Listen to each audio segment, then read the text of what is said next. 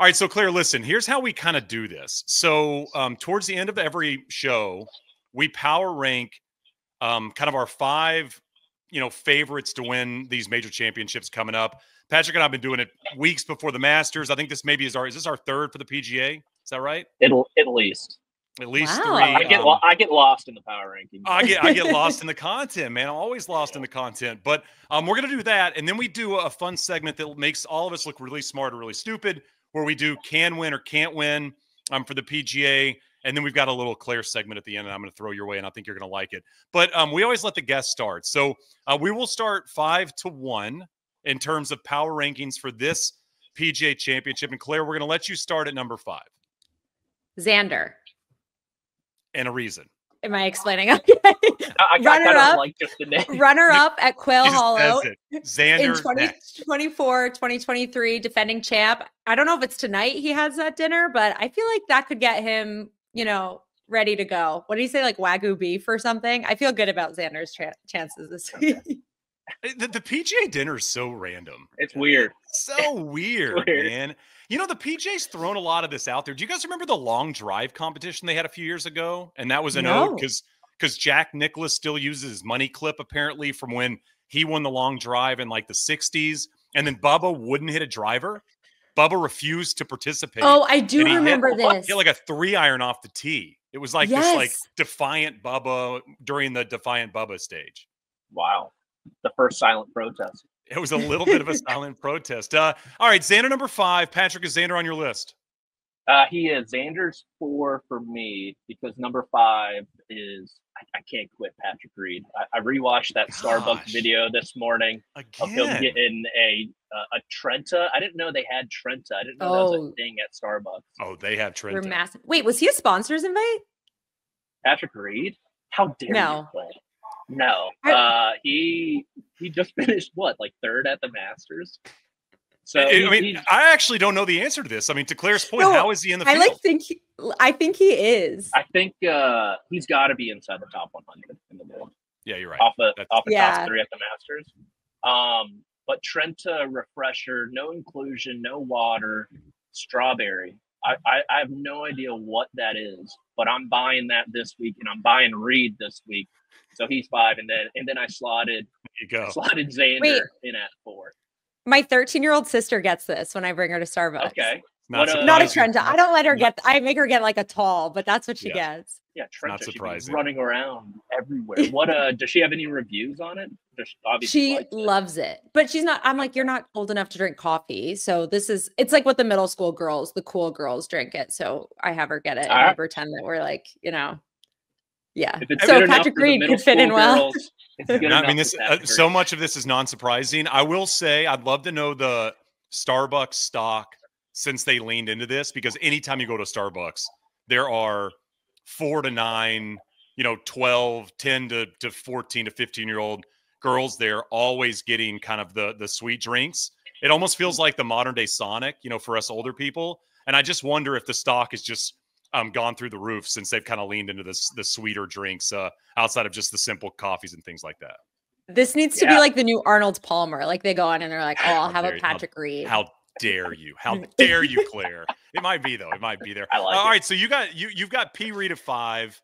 A guy I can't quit here either. And again, this is probably just wanting it to happen, so I'm speaking it out there into existence. I got Jay Spieth at number 5 myself. Again, we know what's happening. I've been calling for it the year of the Slam. Let's just get them all done. We got to get Phil in the field at Oakmont. I don't know how he gets in there. Maybe he could lean into the Starbucks thing as well. Maybe he could get a Starbucks invite into the U.S. Open and then complete it there as well. But I got Spieth at 5 and playing some. I think solid golf is fair. Is that a fair way to put it? Would you say solid golf? Better than average? Better than good? Yeah. Yeah. Okay. All right. I got Spieth. I'll keep it going. I'll roll into number 4. A man that has won a PGA at this golf course before, and a man that continues to play good golf, Justin Thomas, number 4 for me. Okay, that's a good one. Claire, you got JT on yours? Yes, number 4, same thing. Won in 2017. Shane, we're on the same page. Love that. Love that. Patrick probably does not. I feel like he never puts Justin Thomas on this. Yeah. And the reason being is the major record, which is a great way. By the way, it's actually the most intelligent point on all of this is the fact that he's played very bad at majors in the last, 4 years. But he's playing good golf. There's something about JT I don't trust.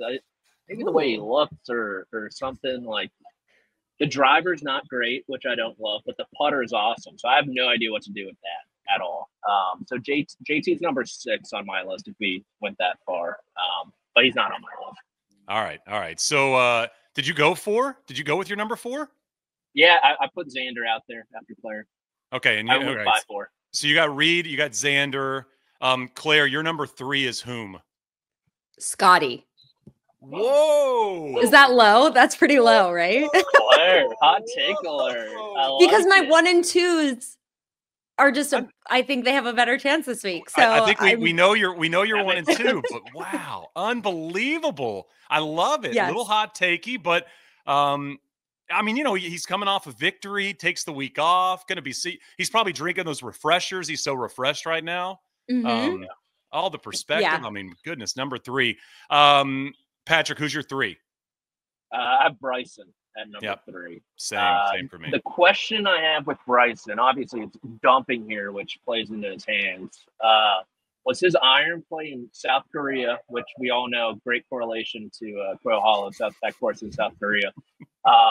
Was that the outlier in his year, or is that the start of a trend, right? Because iron play hasn't been good for much of 2025, but if it's the start of the trend, I mean, he might boat race this field, but he's 3 for me.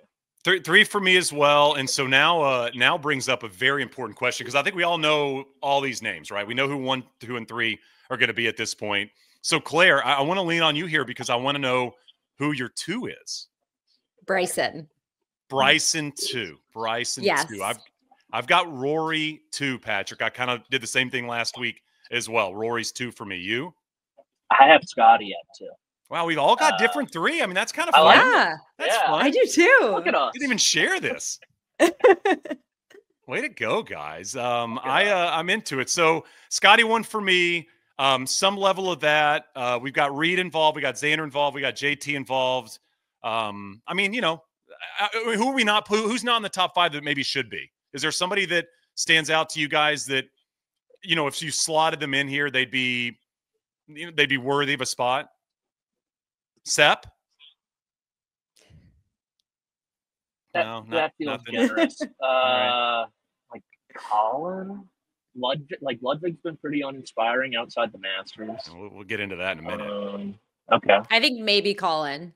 Yeah. Colin's probably the name. I think Colin's probably the name of if you weren't going to have him in here. All right, so since